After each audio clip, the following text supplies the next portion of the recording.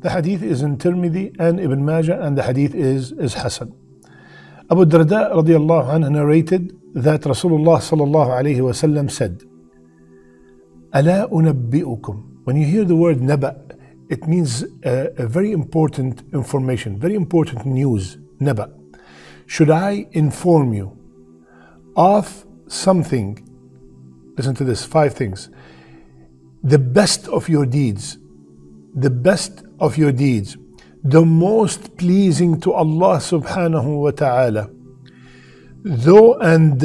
This amal raise you the most in ranks, and better for you than spending gold and silver, and better for you than meeting your enemy and striking their necks and them striking your necks. Allahu Akbar. Wow, what is that amal? The best of a'mal, most pleasing to Allah, raise us in ranks, better than spending gold and silver, better than meeting the enemy, striking their necks and them striking our necks. What is that amal, Ya Rasulullah? The Sahaba immediately said, of course, Ya Rasulullah. What is that amal? Rasulullah sallallahu alayhi wa sallam, he said, dhikrullah, remembering Allah subhanahu wa ta'ala. Allahu Akbar.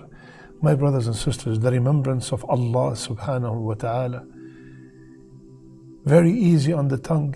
Subhanallah, walhamdulillah, wa la ilaha illallah, wallahu akbar, la hawla wa la quwwata illa billah, astaghfirullah, la ilaha illallah, wahdahu la sharika lah, lahul mulk wa lahul hamd, wa huwa ala kulli shay'in qadir.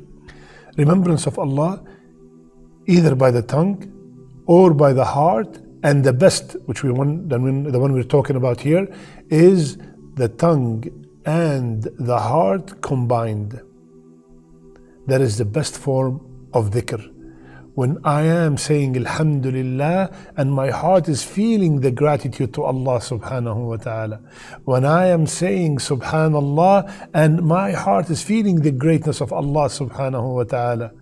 When I'm saying Allahu Akbar and knowing that Allah subhanahu wa ta'ala is Akbar from anyone and anything. The combination of the tongue and the heart give us the best form of dhikr. Ibn al-Qayyim rahimahullah, he said, إِنَّ أَفْضَلَ أَهْلِ كُلِّ عَمَلٍ أَكْثَرُهُمْ فِيهِ ذِكْرًا. Allahu Akbar. The best of the best people of any ibadah are the ones who remember Allah the most during that ibadah. So the best people of salat are the people who remember Allah the most in their salat. The best people of siyam, of fasting, are the people who remember Allah the most in their fasting. Similarly, the best people of hajj, the best people of jihad are the ones who remember Allah the most during that ibadah. Okay? That is the best, when you have that ibadah accompanied by the remembrance of Allah subhanahu wa ta'ala. That is by no means to belittle the importance of sadaqah and the importance of jihad. We're talking about the optional sadaqah, the optional jihad. If somebody, imagine that somebody say, oh, I'm not going to give my zakat, I will just say 200 times subhanallah. No, of course it does not work. We're talking about, when the ibadah becomes a fard, it's a fard. But the optional ibadat, the remembrance of Allah subhanahu wa ta'ala is better than them. May Allah make us from the people who remember Him abundantly. I love you all for the sake of Allah. Subhanakallahumma bihamdik. Nashhadu an la ilaha illa ant. Nastaghfiruka wa natubu ilayk.